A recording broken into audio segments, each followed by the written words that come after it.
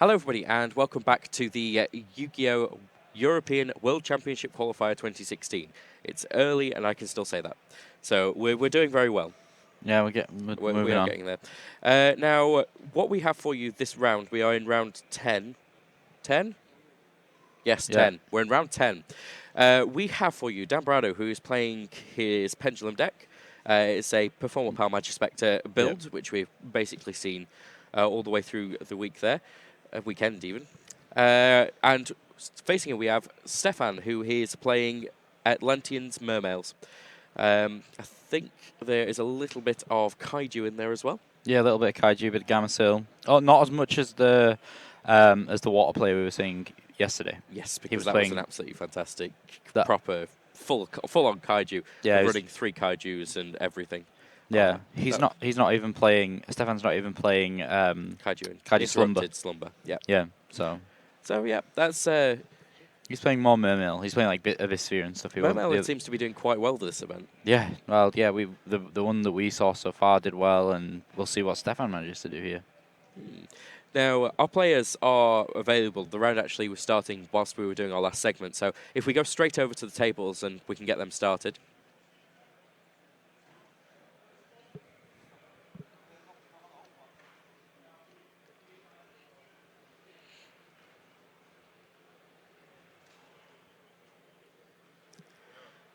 Dan Braudo, a fellow Whovian. Oh, is that a Doctor Who shirt? Yes. I see. Now the hands are coming in.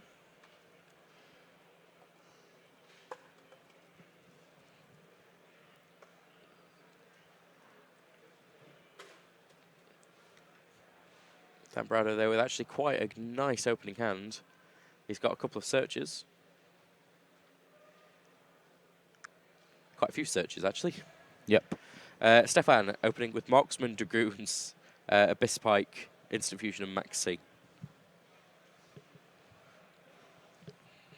So a pretty decent hand here. Yeah. So what's the opening going to be? 1 second, let me have a quick look. Right, so who is going first? That is a very good question, and I'm sure we'll know the answer in a moment.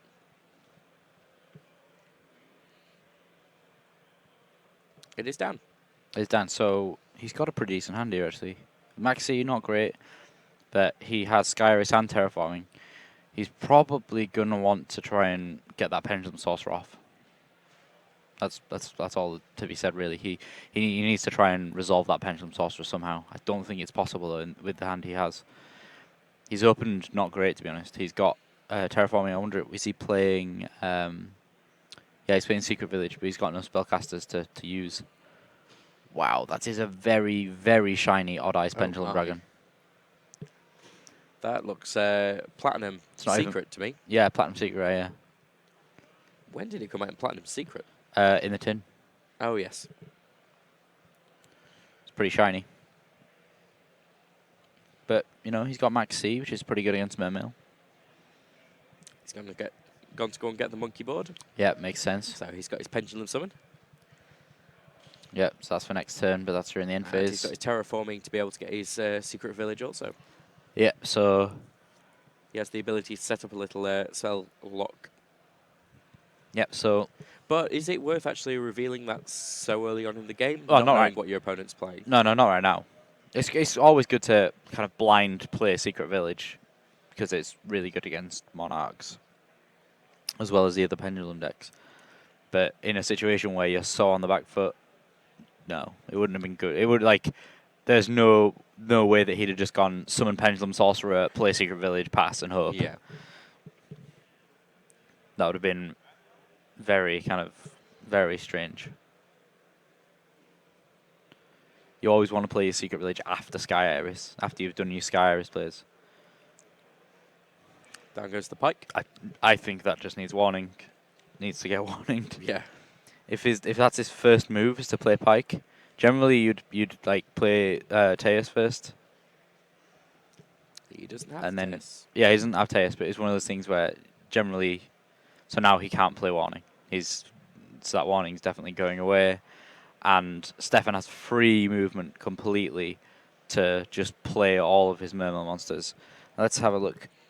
Does he have enough? See, he's got no Megalo. If he had Megalo right now, he'd actually be in a really, really strong spot. Yeah, he doesn't really have the snowball that you usually get from Mermails. No.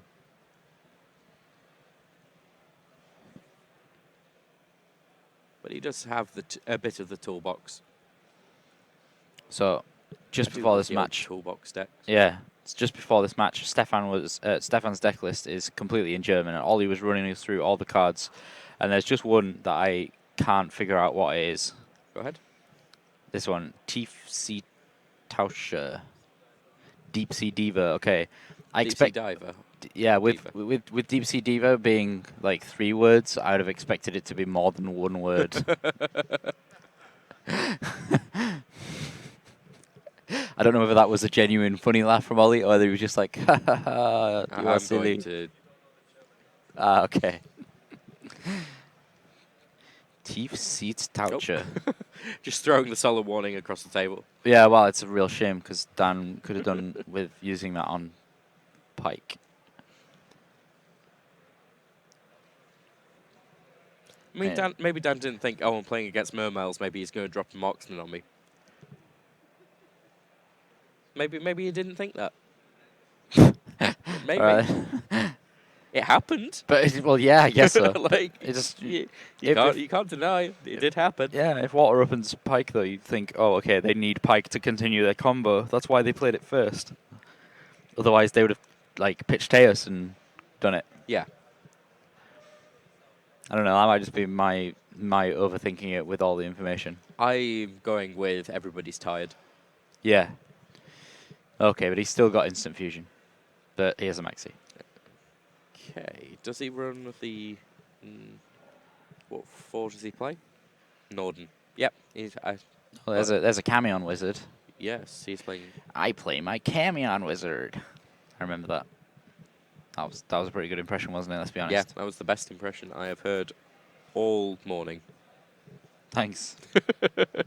Right, so he's choosing Castell as his Exceed monster of choice here. However, he does seem to have given Dan quite a few cards. It seems strange that he gave him so many cards. I think it seems very strange. But at the same time, having Sky Iris, pretty good. Unfortunately, Dan does have another one in his hand. And And a terraforming. terraforming. And the monkey board. And a secret village that he can go and get with that terraforming. Yeah. And he's got Atrophy Eccentric just Yeah. in case. He's actually in an incredibly good position. Yeah, he is. He's also very possibly in a position to be able to win next turn. Possibly. Because Odd Eye's doing double damage, Pendulum Sorcerer. Yeah, be able to go and He's search got for the more. searches. Yeah. Well, yeah, Pendulum Sorcerer is going to contribute to the damage and also the future investment. He's probably going to get Joker. Oh, has he got Maxi? Yeah, he's got Maxi. But still, I think the Maxi challenge would be perfectly acceptable here. I still think that he could win this turn Yeah. quite easily. There's Joker. Yeah, There's no Vela. He's got the So Skullcrab Joker's he's got the gonna numbers to do it. Yeah, I think so. I think he. Yeah, we just got to see. The problem with predicting how Pendulum plays are going to go is that there's so many different ways you can play it. Yeah. So the ideal way is to try and, you can either make a big attack with the Odd Eyes Pendulum Dragons over that Castells, or somehow get Castell's attack points lower so that you can get some double damage from that.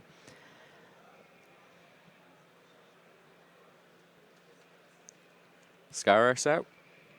Yeah, so Skyros is going to pop the Joker. It's just going to get Pendulum summoned back later, so...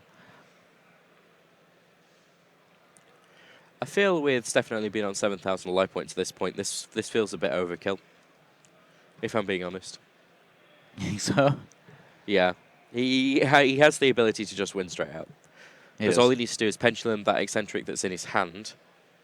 Everything that's in his hand, plus everything in his extra. Yeah. Pop the Castell using the eccentric, because eccentric is basically an exiled force when it's on the field, Yep. Well, there we go. and that's it. I mean, Stefan would need to draw into something Is that amazing, enough, and I though? don't think that he's running anything to stop an attack. Yep, and attack. Is that enough? 5,000, 1,800, No, 2,000. It's not 5,000. It's only when it attacks a monster. You got me there, didn't you? Yeah. But still, yeah, it's enough. 2,500 plus 1,800 plus 2,000 plus that, Yeah, the plus unicorn adding the boost. attack. Yeah. Yeah.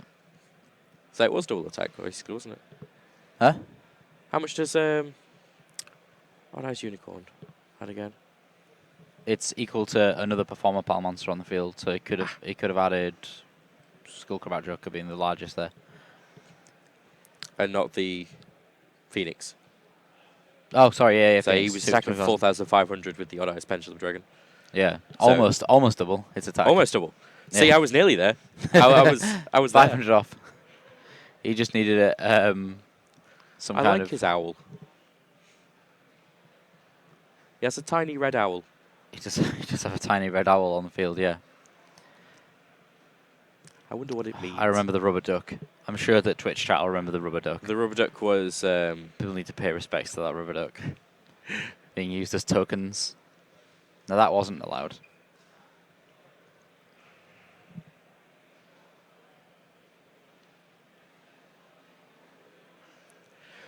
What's the Twitch chat saying there? I think everyone's just in a bit of contention as to whether the water player could have just outright won then. Possible. He did have an open board that he could have just attacked straight into. Yeah. There could have been something that I didn't see there that he could have been doing. I think he searched the wrong card with Pike. Yeah. But, you know, again... What would you have searched for? One of the Mermail monsters to discard. I can't remember how many monsters he had in his hands to discard with the Mermail monsters. He did have a couple of Mermail monsters. He had more than two. Yeah, if he'd have, you know, gone for, instead of discarding Marksman, because obviously he wasn't getting warninged, so he could have then played around warning thinking, oh, well, that should have been warning. I don't know, there was a whole other line of plays where he discarded Dragoons to go and get like Megalo and then use Megalo's effect.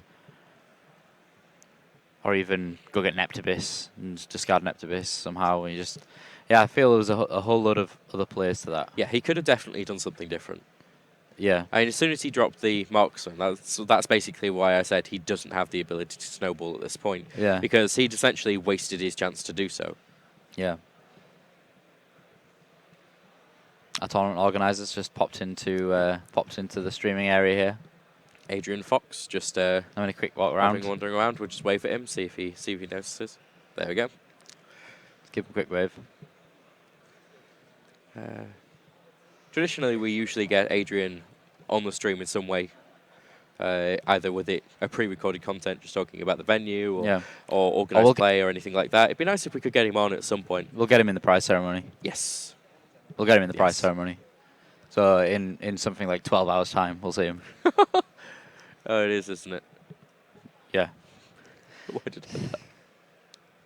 I oh. Just as a quick update as well. No, Matt, sorry. 12 hours of Yu-Gi-Oh, people. Yeah, exactly. Bam. So just as a quick update, Matt is actually still in his hotel room, not feeling very well. So, yeah. Fortunately, you're gonna have me in the analyst slot for the rest of the day. Probably gonna get pretty tired. So you know, any kind of nice words from the Twitch chat would be widely welcome.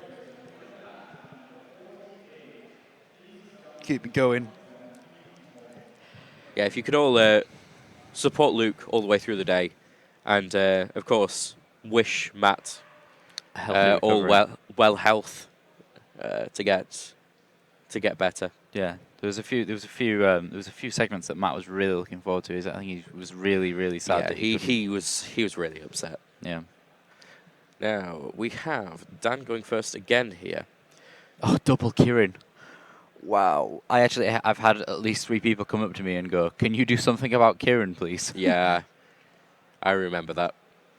So he's dropped the Kirin. He's got 2,000 defense as well, I believe. Yeah, it's 2000.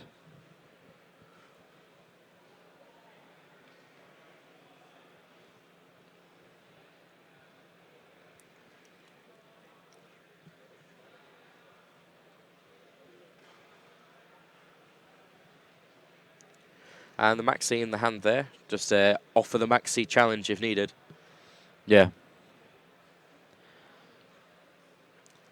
The Maxi's challenge always sounds like something you'd say on a car show to me. The Maxi challenge. Yeah. I like. You've just won the grand prize, but here we go with the Maxi challenge. That's my voice. That's my awesome voice that I can't do. Maxi challenge. And there we see Stefan setting 2 cards. Oh God. Okay, so I'm not doing that for the rest of the day. Okay, so Dan here is actually he's seeing the cards he wants to see. He's just gaining advantage, taking over this advantage. Now this is what we have over on Stefan's side of the field. I always get a little bit weirded out when we're in day 2 and there's someone reading cards that they've got to have seen. Yeah. Like, I understand that, sometimes you just think, oh, I really must confirm what this card does. Yeah, you have to confirm. Because if you think you remember it and then you don't, that's when things get messed up. But I'd rather see people reading cards on this stream that's true. than not. Then it's negating them and then reading them after. Yeah, exactly. And I think that, if not at least once, though, that Stefan's been really sad about Kirin. Like, generally, if a card makes you really sad, you read it to make sure that you're still upset. Yeah, you're still upset. Or that you can prevent future upsettingness. That's a new word I just invented. And there goes the second Kirin. Yeah, it's the Unicorn Squad. I feel like the Unicorn Squad need a theme tune. Yeah. Actually, yeah, there's currently 4 unicorns on the field. I think Bunbuku right now is feeling a little left out. I think that Dan should actually go and play a hidden armory and go search for Horn of the Unicorn, just so that he can give Bunbuku at least a token chance at being a unicorn. Okay, he has a horn. Does he? I believe he does. No. Oh no, he doesn't. No, he doesn't. He just has amazing hair. Yeah, amazing hair, unlike mine, Super and a nice little red cape. Got there. Yeah. His tail's awesome. No, his tail's over on the right hand side. He's got a look at that beard. The beard on Bunbuku is amazing. We're just having an argument with Ollie. You can't hear him there. He was saying that was his tail, not his hair. But that's definitely his hair. Okay, let's go back to the game. What's going on here? Well, Stefan's decided that Bunbuku didn't deserve to be in the. Oh no, Dan decided that Bunbuku didn't deserve to be in the Unicorn Club. So, he got rid of that. So 2 of the Unicorn Club are going down, but it looks like Forbidden Chalice is going with it. What was that random MST? That was really random. No, it was there. He had it in his hand the entire time. Okay, so he's going to play Bunbuku. This is just Magic Spectre. Yeah, that's just over. Like, the Magic Spectre engine. There really wasn't much happening. Wow. That Magic Spectre engine just did, he didn't even play any of the other Pendulum engines there. He just played just Magic Spectres. Just got beat up by cute critters and unicorns. Just say it. Yeah. It definitely just did what it needed to do in both games. Yeah. But as we say, in that first game, the Mermail player, Stefan there, just kind of shut himself down. Yeah. He didn't really have much he could do after he discarded essentially what was, in our eyes, the wrong card to discard. Yeah, I mean, and obviously in that second game, Dan just amounted this huge unicorn attack force and was able to just completely destroy his opponent's life points. I think unicorn attack force needs to be a card. Yeah? Yeah. Yeah, that would be pretty good. Oh, yeah. Yeah, I'll suggest it. We've got a thumbs up from Ollie. Yeah, definitely. I will suggest it. Definitely. Matt would love that. Oh, yeah, he would. Unicorn attack force. There was... What would it do, though? I don't know. Unicorn things. If you are wearing... Hashtag just unicorn things. Hashtag, yeah. Yeah. Interesting story about trying to get Matt to create cards. My father used to leave knives, forks, and spoons on his table, on his desk, and just be like, "Oh, but look, you could have like knifey, forky, and spoony, and then there could be a fusion card, which is like spork or spife." Things like that.